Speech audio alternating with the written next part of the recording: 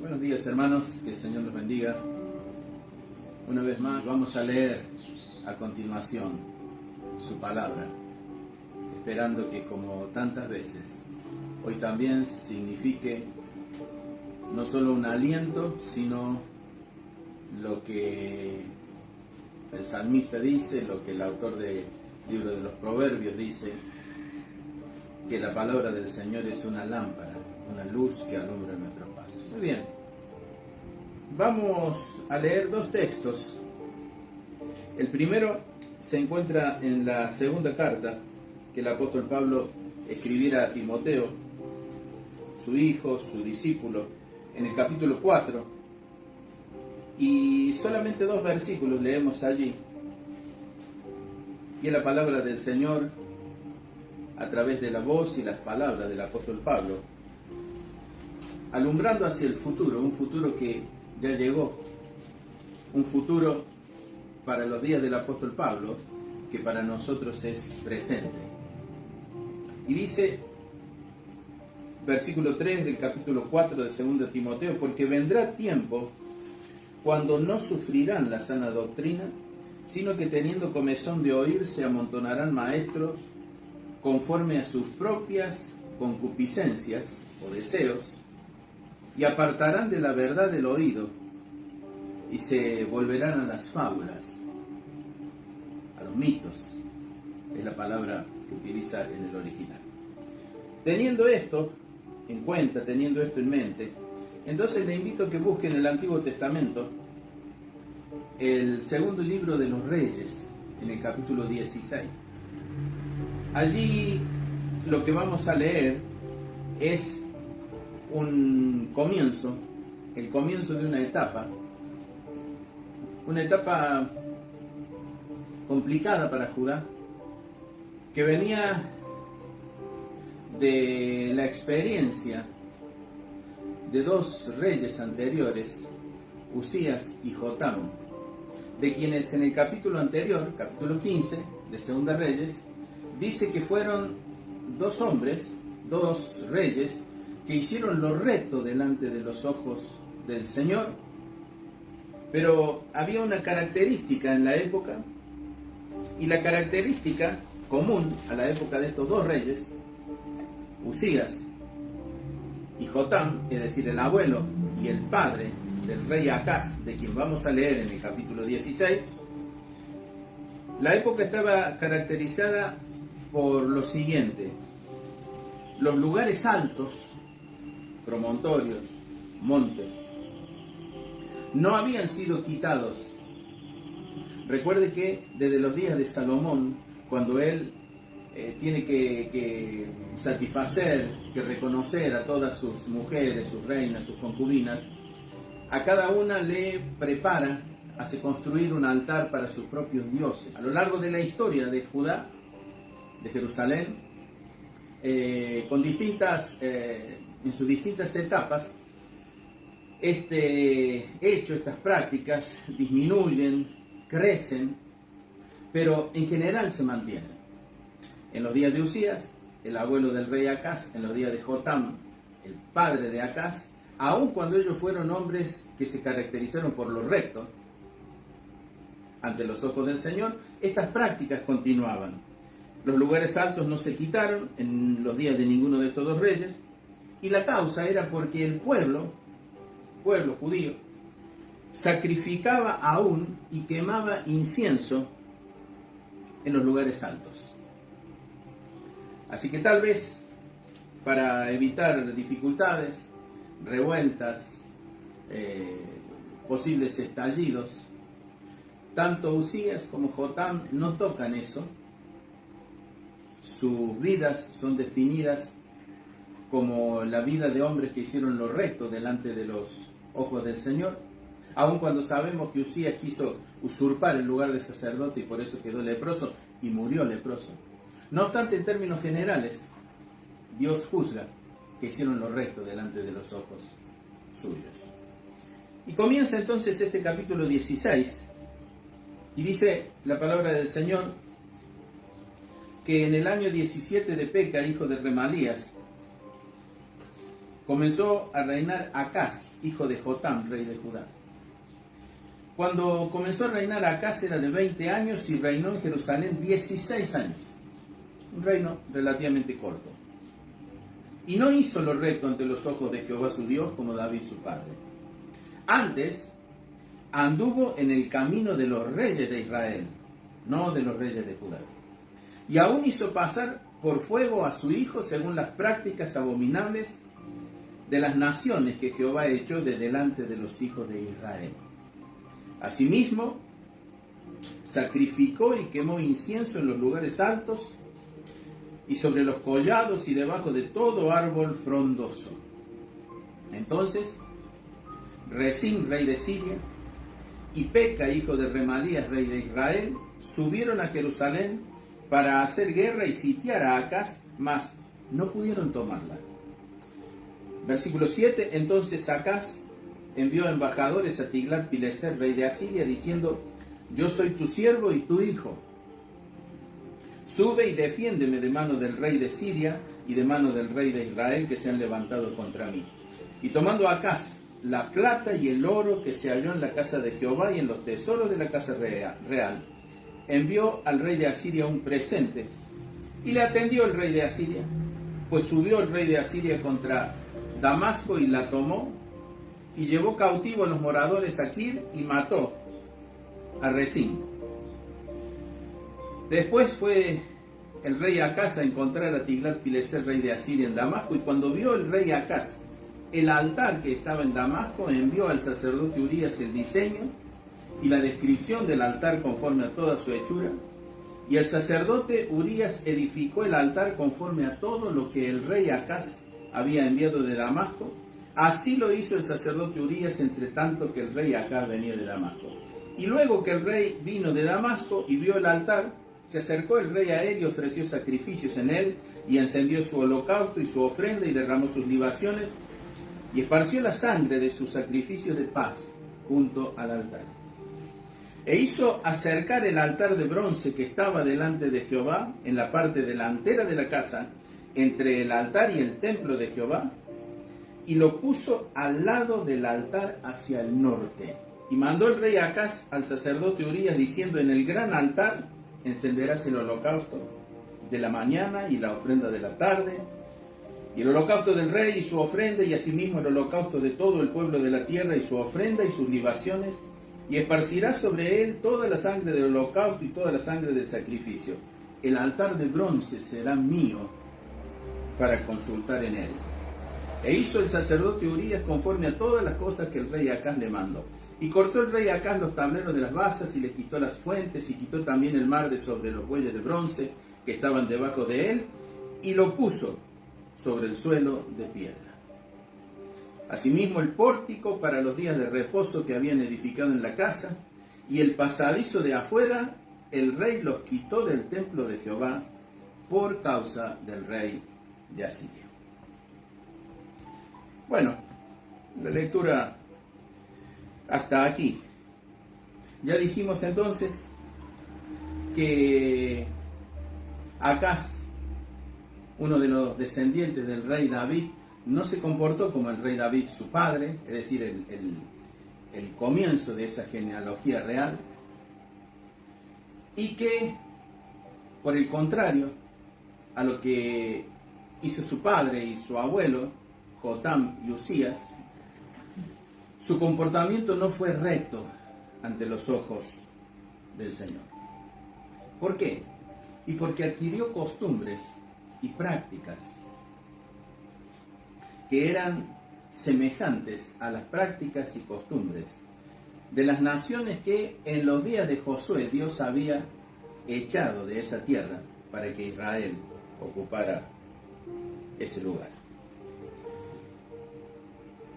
Pero en los días de Usías y de Jotam, ellos habían permitido que se mantuviese la costumbre de que el pueblo mismo, contrariando la ordenanza de Moisés, contrariando lo que la ley decía, el pueblo mismo en los lugares altos sacrificara, ofreciera holocaustos y ofreciera incienso.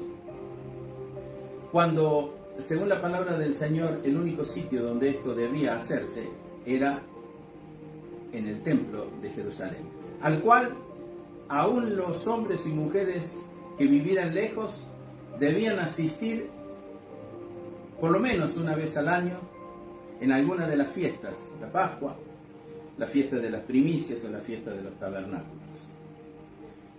Pero todo esto es modificado. Y aun cuando Usías y Jotam no interrumpen esa práctica del pueblo, en los días de Acaz, lo que acabamos de leer, se acentúa el problema, porque ya no es el pueblo el que hace esto solamente, sino que el rey Acaz mismo comienza a tener estas prácticas. Pero las lleva al extremo. La Biblia nos dice que anduvo en los caminos de los reyes de Israel, que venían muy mal desde los días de Jeroboam. Ofreció un sacrificio en el fuego a uno de sus hijos. Y todo esto llega al punto de desagradar absolutamente al Señor. Y luego él mismo incorpora en su vida la práctica del pueblo. Ofrenda holocaustos, inciensos, sacrificios en los lugares altos, debajo de los árboles frondosos, donde se erigían estos pequeños altares, contrariando la voluntad y la palabra del Señor. Y el problema era grande, porque reitero, en la palabra de Dios estaba establecido que solo en el templo de Jerusalén se debía ofrecer sacrificios, ofrendas, y para realizar esas tareas no había otra gente designada que no fuesen los descendientes de Aarón y los levitas, unos como sacerdotes y otros como colaboradores. Algo parecido a lo que vemos hoy cuando escuchamos hablar de los líderes de una cosa o de otra, cuando Dios dejó establecido ministerios. Y para cubrir la tarea en cada uno de esos ministerios llamó a hombres para que se ocuparan de ellos. Pero hoy se han inventado líderes, hombres, mujeres del pueblo, a quienes se encomiendan tareas como en estos días, en lo que estamos viendo lo que ocurría con el rey Acaz. Pero además del problema de que no eran ni los descendientes de Aarón ni los levitas, además del problema de que no era en el templo de Jerusalén, había un tercer problema. Para Dios y su palabra estos eran actos de paganismo, de idolatría. Aunque en las palabras eran dedicadas al Señor. Y aquí quiero hacer un breve paréntesis. Que existan prácticas en nuestros días, populares, extendidas, ya instaladas en gran parte de la iglesia, no las hace necesariamente correctas, ni hace que sean aprobadas por el Señor. Como en los días de Acaz, que todo el pueblo sacrificara en los lugares altos y debajo de los árboles frondosos, no lo hacía aprobado por el Señor, ni lo transformaba en algo correcto, por popular que fuese. Hoy vemos cosas semejantes. Hoy vemos actos proféticos que son superstición, son supersticiones. Le adjudican a esos hechos que realizan la capacidad, la posibilidad de transformar, modificar la realidad, cuando lo único modificatorio de realidades es la palabra del Señor. Así que los actos proféticos de hoy, las espadas clavadas en los puntos cardinales de las ciudades, el clavar tablitas de madera con textos bíblicos o introducir semillas, harina, vino, aceite en pozos en distintos lugares. Todo esto son actos supersticiosos. Se les llama actos proféticos, en realidad son supersticiones humanas. Tenemos también las agendas proféticas, que se emiten los primeros días de cada año, los primeros días de enero. En otros lugares se los llama palabras rectoras, son lo mismo.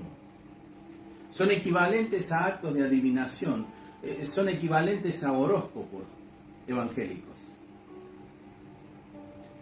En ningún caso ninguno de estos emisores de agendas proféticas o palabras rectoras, como tristemente le llaman, pudo anunciar, pudo prever que el mundo se paralizaría, no una ciudad, ni una nación, ni un continente, el mundo se paralizaría por esta pandemia. Una gran pobreza de quienes se lucen diciendo de sí mismos ser profetas de Dios. Pero ¿qué pasa con esto? ¿Cuál es el riesgo? ¿Cuál es el problema que va a suceder, que continúa?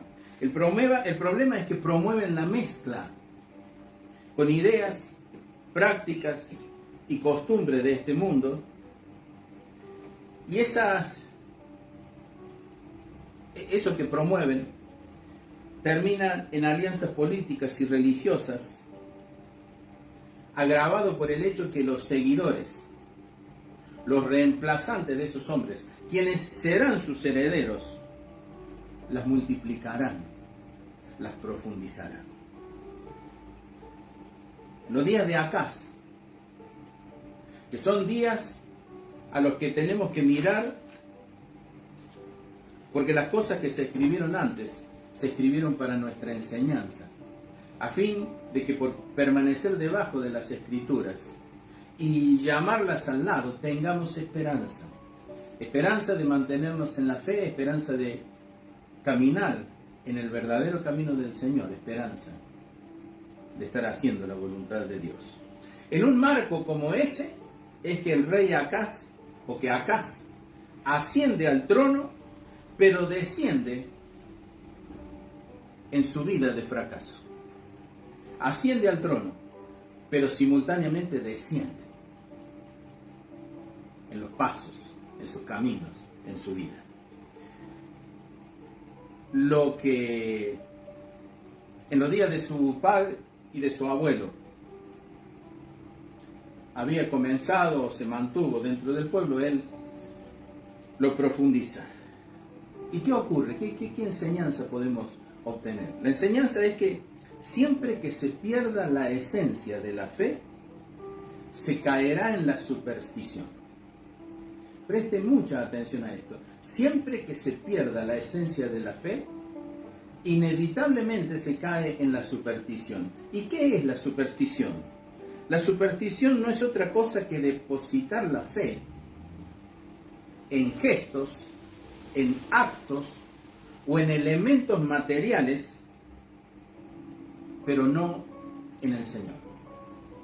Autoridades nacionales, la máxima autoridad nacional, si usted presta atención, luce una cintita roja en su muñeca izquierda.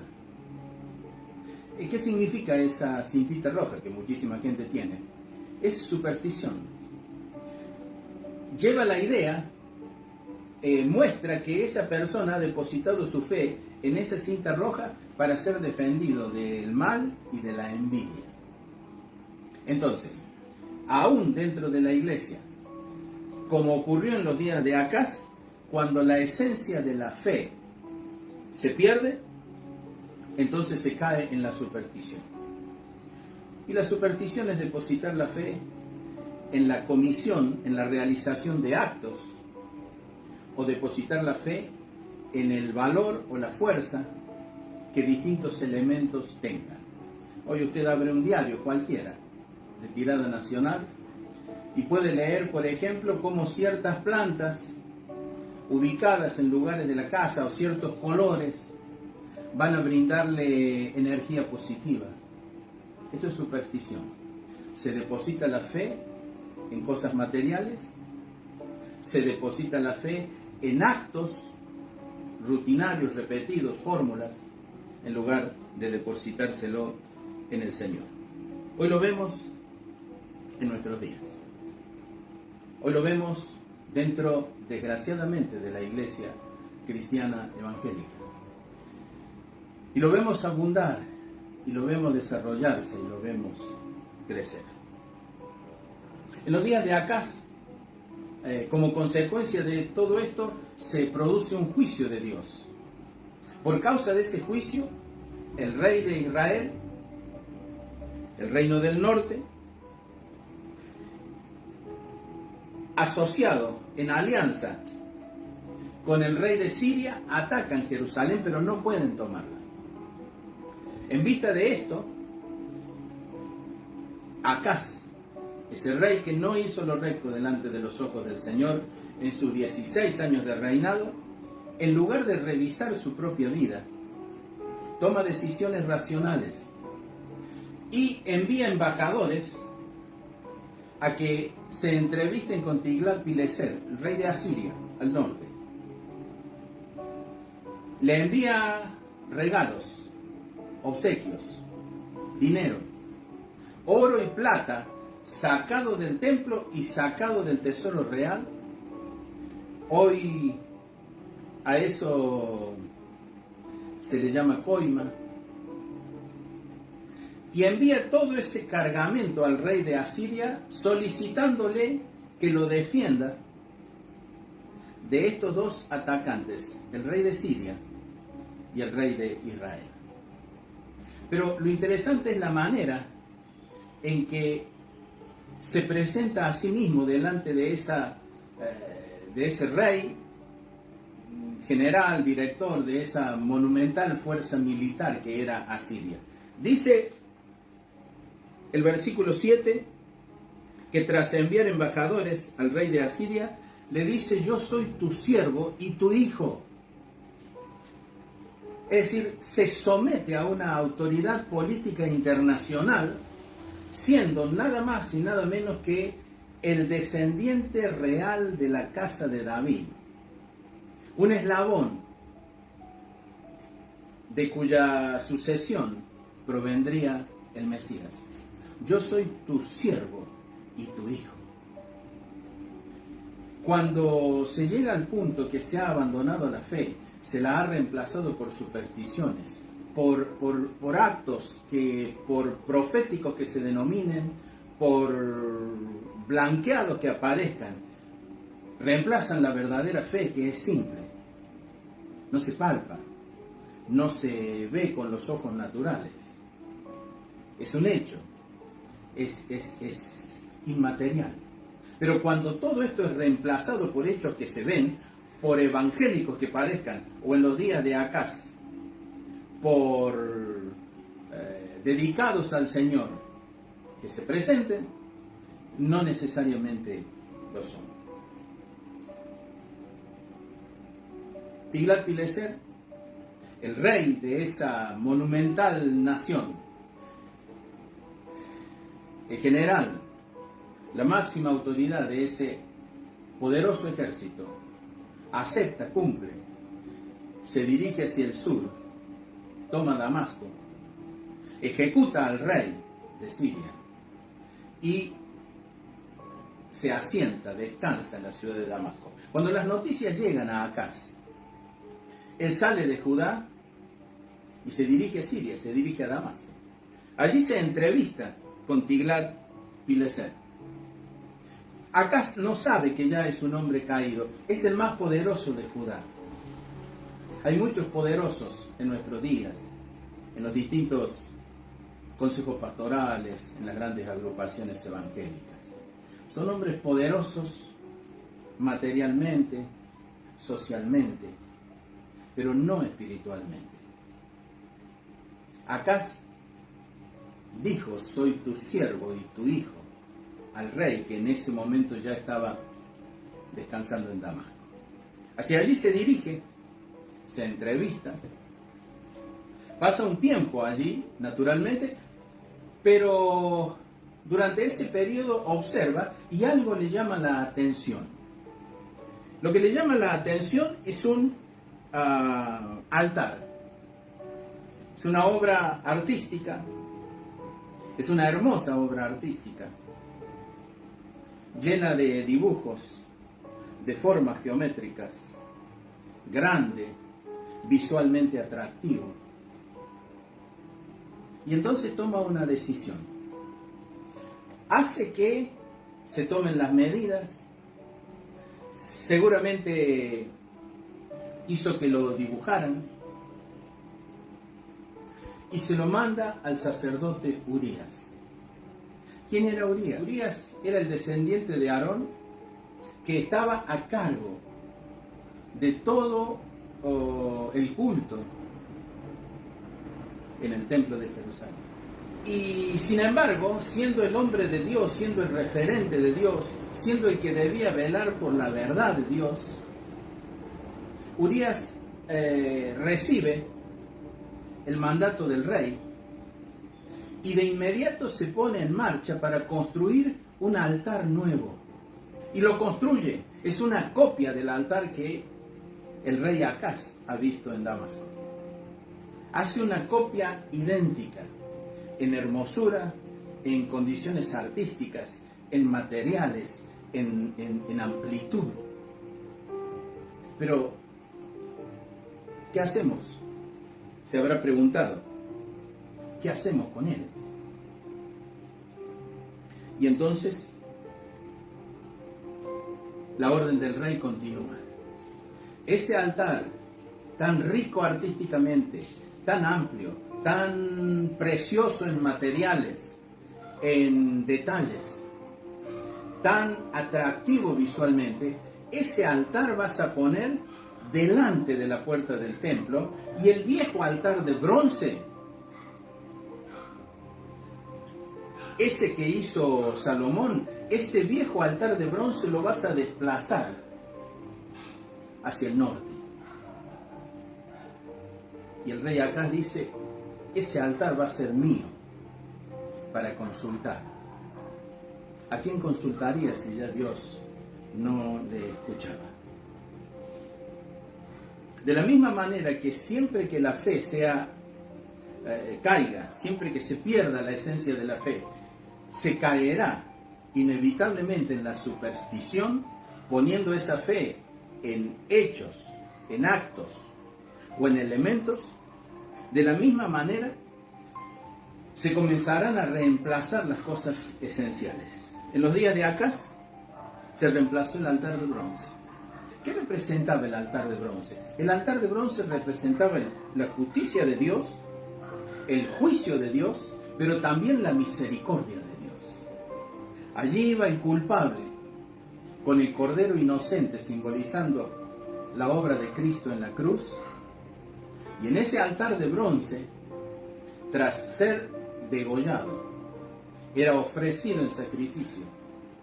Y entonces el inocente, simbolizando a Cristo, cargaba la culpa del pecador y el pecador quedaba absuelto.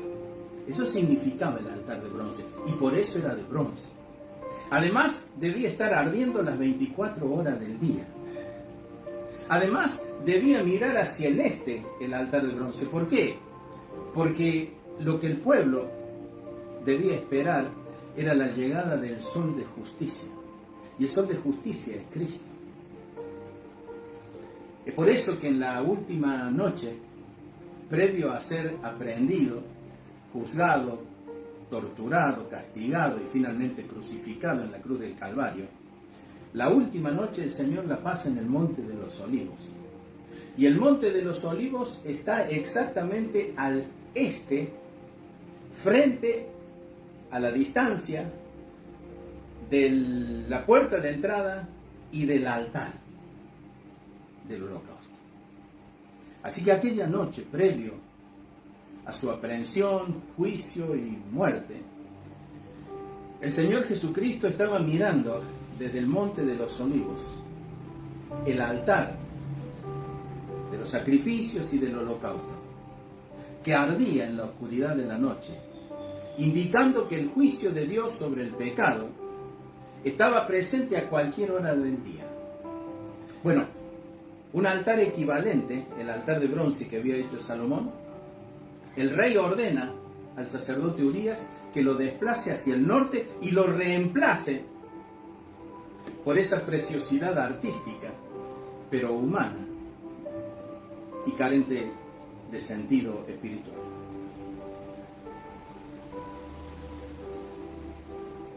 el juicio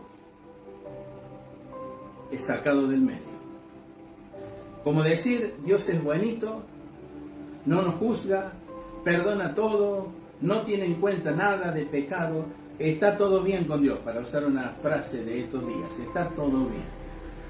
Pero el altar era de bronce, juicio, justicia y misericordia representaba. El fuego estaba encendido, hablaba del juicio permanente.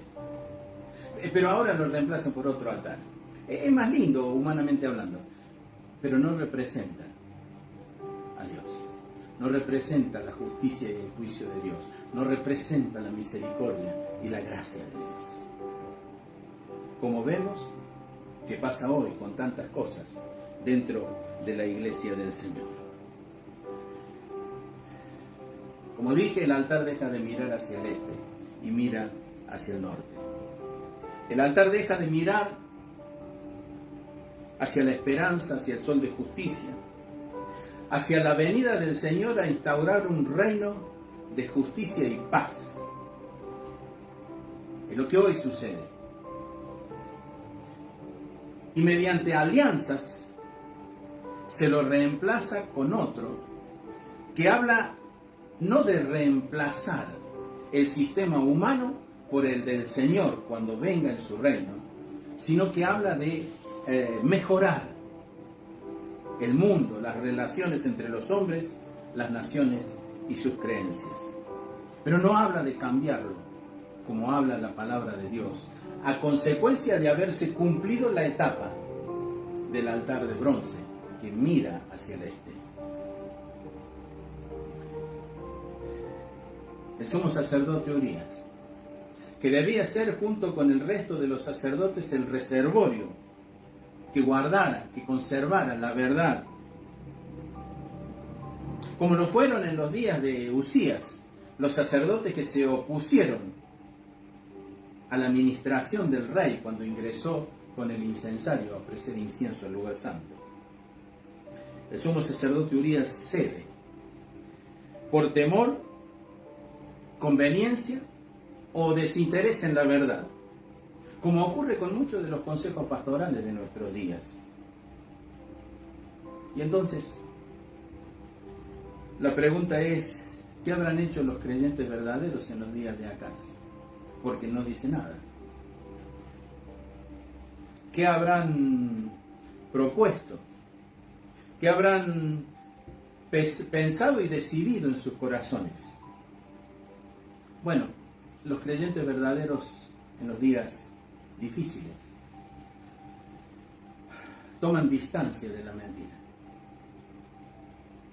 La iglesia de nuestros días ha sido infiltrada con mentira. El creyente verdadero toma distancia de la mentira. Se apartan casi sin ruido, y en los días de Acaz lo hicieron. Se apartaron casi sin ruido. ¿Y para qué? Para vivir, para tratar de transmitir a sus familias. Muchos de sus familiares seguramente habrán sido atraídos por la religión fácil, la religión de la superstición, la religión del paganismo, la religión del que todo se puede, somos libres, hagamos lo que queremos, Dios nos ama, no nos va a juzgar. Pero un grupo casi sin ruido se aparta, se dedica a orar, se dedica a mantener su fe, se dedica a transmitirla tal como es, a pesar de los riesgos y a pesar de la desproporción en la que se encuentra. Pero quiere transmitirla. Están obligados a transmitirla. Sienten su deber transmitirla. Probablemente no ignoraran entonces y no ignoramos hoy, que humanamente hablando será una batalla perdida, pero espiritualmente hablando será el testimonio de una luz que, conforme pasan los años, se acerca a su momento de esplendor, cuando el Señor venga, suene la trompeta final. Los muertos en Cristo resuciten primero y luego nosotros, los que aún estemos, seamos transformados para reunirnos en las nubes juntamente con Él. A la distancia el apóstol Pablo veía esta situación. Cuando escribe la segunda carta a Timoteo, ya sabe que tiene los días contados. Pero también sabe que lo que debió hacer lo hizo.